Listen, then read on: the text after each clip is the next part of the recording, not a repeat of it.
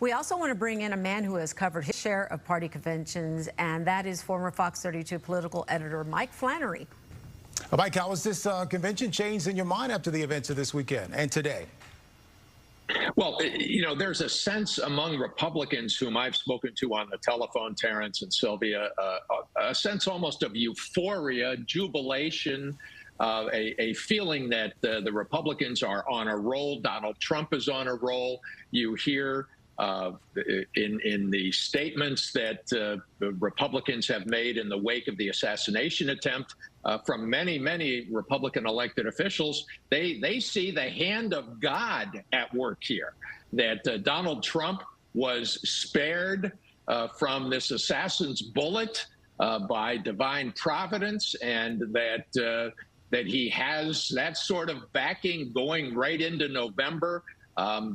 The sense of momentum that they claim to feel is something that when I talk to them on the phone, it comes across on the telephone, guys. Yeah, there's jubilation, no doubt, obviously because of the fact that he only received that injury to his ear. We all are hearing if he had turned his head just a little more in a different direction, it could be a different story as well. But Mike, today is also a big day because that case was thrown out against him. So President Trump is now saying, look, what a great way to start this convention. Let's get rid of all the other cases that have been brought against me. And this is even more jubilation to what has been an incredible weekend. Well, and you're going to see that, I think, through this convention, Sylvia and Terrence, that theme, drop those cases against me, I think is going to be, it's already been articulated by Trump on social media. I think we're going to see his allies doing it too. They're going to say, oh, hey, Joe Biden, hey, Democrats, you want unity? Well, drop these criminal prosecutions. Of course, the White House insists that the president's had nothing to do with this. This was decided by the Department of Justice, these cases, and also by the special counsel that Judge Aileen Cannon down in Florida ruled was that the special counsel's appointment, Jack Smith's appointment, was illegitimate. That contradicts every previous lower court ruling. We'll see if that ultimately stands. But again, it's just part of the role that the GOP thinks they're on. And, one other thing I point out, guys, I was looking at some video from Milwaukee. There did appear to be a large group of protesters outside of the convention area. It brings to mind, of course, 1968 here in Chicago and the fact that next month Democrats will convene here. Those protesters are going to be a great foil for Republicans. The Republican delegates in that hall despise the protesters and everything they stand for. In Chicago, you're going to see delegates join some of those protests, and it's going to be one more emblem of the divided Democratic Party that Joe Biden's going to have to contend with next month when he speaks here and accepts the party's nomination.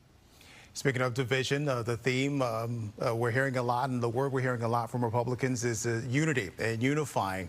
With that said, what do you think we'll hear from J.D. Vance when he addresses the nation in his first speech as the VP nominee?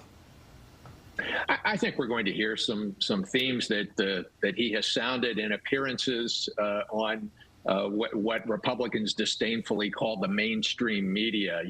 I mean, he's been a bit of a Trump translator on CNN, on the CBS Sunday morning shows, the other morning political shows.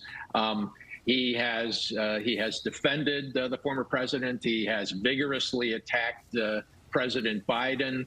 He has attacked the Democratic leaders of the U.S. Senate. I think we're going to see, again, not as strident a speech as we might have heard prior to the assassination attempt, but I remind you that there are other speakers scheduled this week who are going to give those Republican delegates lots of red meat, as we talked about at noon, Sylvia. Tucker Carlson, the Georgia Congresswoman Marjorie Taylor Greene, Kari Lake, the Trump advocate and ally from Arizona, others who I suspect we will not see temper their remarks, guys. So you think this is of the moment unity? Do you think as the week progresses, it's going to be a different story? No, I think there's a lot of Republican unity. I think in that hall, you're not a discouraging word will be heard. But you know, there still is a long way to go. And there are slips, twists, twists and turns possibly down the road. Republicans in 2022 counted on a huge red wave. Remember all of that talk? It ended up being a red trickle, and the Democrats held on to the Senate. The Republicans only by a few seats took the House. Right now, Democrats, President Biden in a deep hole, but things could change. So how do the Democrats counter that? Because this is a week for the Republicans. This is their unity week. They are together, they are unified, and they're going to get a lot of airtime, a lot of play. What do the Democrats do to counter this during their week? Well, 4 years ago, Donald Trump was out on the stump during the Democratic convention that nominated Joe Biden. President Biden had plans to be out today that he called off, as I understand it. He's going to be in Las Vegas later in the week. He's going to be delivering. Apparently, what I'm hearing is he's going to be delivering some major policy addresses, perhaps even involving things like a commitment to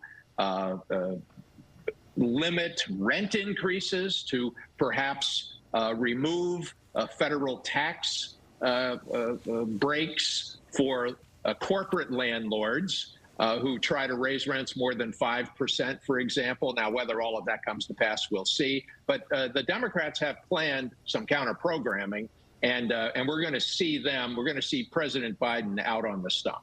All right, Mike Flannery, thank you so much for joining us.